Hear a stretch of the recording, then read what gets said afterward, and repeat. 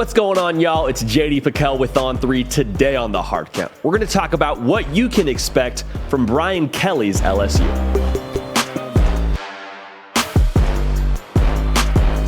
Welcome into the Hard Count, the people show for every single thing that you know and that you love about college football. It happens here on a nearly daily basis. Nick Brake is doing the heavy lifting. You can help drive the show by subscribing to the channel. It's very important. I won't say much more than that. If you subscribe, the party rolls on. Let's rock. Brian Kelly made headlines this past offseason when he said, all right, Notre Dame, we had a good thing, but I think there's a better thing going on in Baton Rouge. I'm going to jump ship. Not jump ship. I'm going to go ahead and take my talents to Baton Rouge. So he's now the head coach at LSU, which is funny to even say out loud. Made a lot of buzz on social media when he did the whole press conference thing and he went to the basketball game and said, me and my family, and developed a Southern accent in all of, I think it was like 48 hours. All that is sort of in the past as we're now looking to the future. What can you expect from an LSU coach, Brian Kelly? There's a couple of facets we need to look at. Short term, in 2022, and then the long term. All three things we're going to take into account. In the shortest term, I think what you can expect from an LSU coach, Brian Kelly, is they're going to start doing things the right way. It might not be, okay, great, we do things the right way, and then in 2022, we're national champs. It might take a little bit longer than that, but Brian Kelly is a no-nonsense kind of guy. He has won 73% of his games as a head coach. So at the very least, he knows how to win. He knows how to get it done on the field. And this LSU operation for the last, let's say, 365 days and some change has been a really loose operation, right? Everything with Ed Orgeron and everything that he had off the field, this, that, and the other. We're not here to talk about that, but I think the point in saying that is that LSU hasn't really had a rudder for this ship. There has been a lot of looseness within that operation. And it's hard to blame the kids. I mean, if you're a college kid and you find out your head coach isn't going to be there after the season, it's hard to really blame these guys for feeling a little bit loosey-goosey about the whole deal. So all that's to say, Brian Kelly is coming in. He's bringing some structure.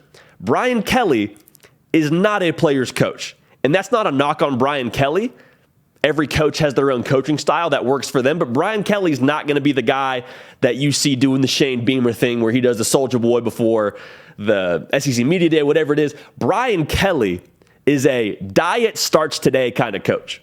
And what I mean by that is every New Year's resolution or every goal is, yeah, okay, I'll start my diet on Monday. And then the diet doesn't start. Brian Kelly is no, you're going to do things the right way. You're going to start your diet. You're going to start doing it my way or the highway today. We're not waiting for 2023. We're not waiting for after the bye week. You're doing this the right way or you won't exist here. Got it? Good. Let's roll. So that's the short term. The winning culture, the winning way at least, is going to be installed from day one. In the short term, that's what's happening. It might not see it on the field, but it's slowly growing under the surface. So in 2022, it's not to say they won't win games because they got players, okay? They got a lot of oomph in this program. They got a lot of talent.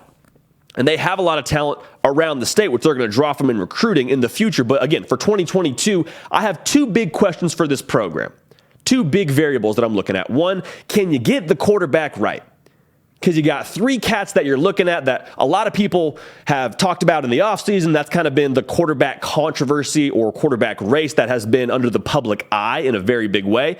Maybe we do a video on that at a later date. But ultimately, you got Miles Brennan, you got Jayden Daniels, the transfer, you got Garrett Nussmeier. All three, in some respect, have excitement around them.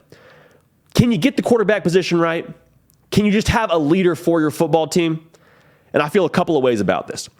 Jayden Daniels, if he was the guy, I think you would have more buzz around the program or around him within the program as it is right now. Quinn Ewers at Texas hasn't been named the starter, but everyone is kind of buzzing about what he did in camp, what he did in the spring game. Like there was a lot of excitement.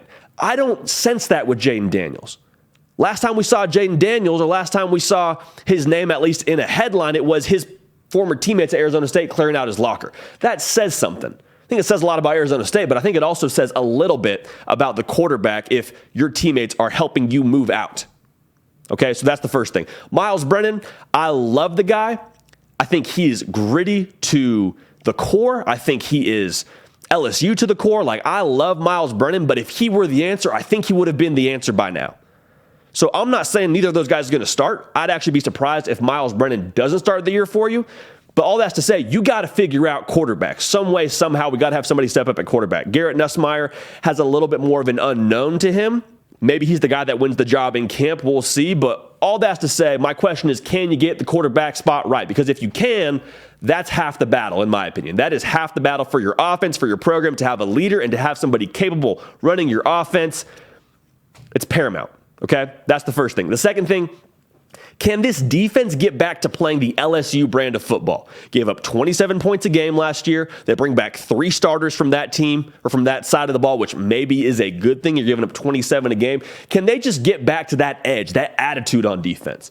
Because we think about these great LSU teams, and they almost always have an edge and a swagger on defense. I didn't see that last year from LSU.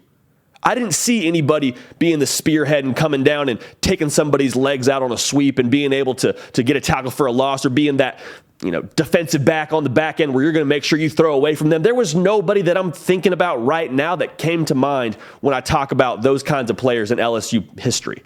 Tyrann Mathieu, Grant Delpit, Eric Reed. There's nobody that's really setting the tone on this defense. Can somebody step up and be the leader? And then can LSU get back to playing that brand of defense? Because that's been their calling card in the past. They got to do it to be successful. Now, in the long term, I think they will be successful because you have so much talent in the state of Louisiana.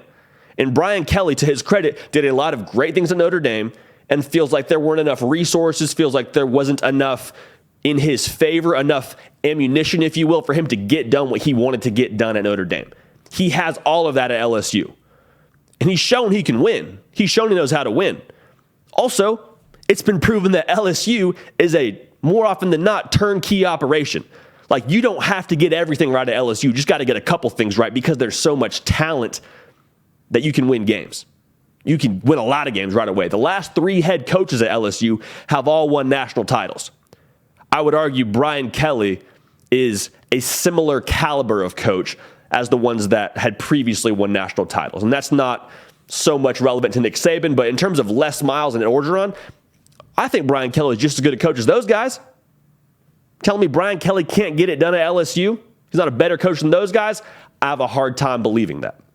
Now, the thing that a lot of people are bypassing is, yes, there's pressure on LSU to get back to prominence and to be relevant in the SEC and all that. There's a lot of pressure on Brian Kelly right now because if you remember, he left Notre Dame, like we already mentioned, because he didn't have what he needed. He didn't have the resources. He didn't have the buy-in from the program. He wasn't able to get the admissions as much into, or well, I'll rephrase that. There is different academic standards at Notre Dame than there are in other places in the country, which makes admissions harder with recruiting.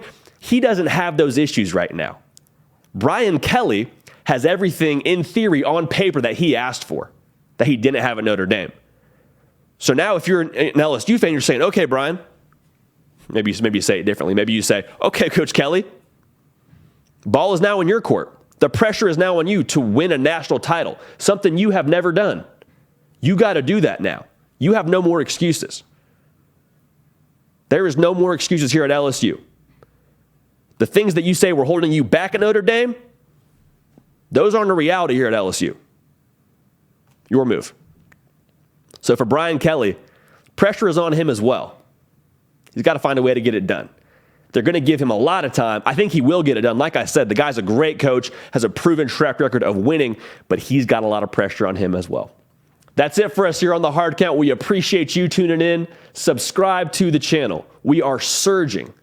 And it is all credit to y'all. The more juice we get here, the more cool things we're going to be able to do when the ball gets kicked off.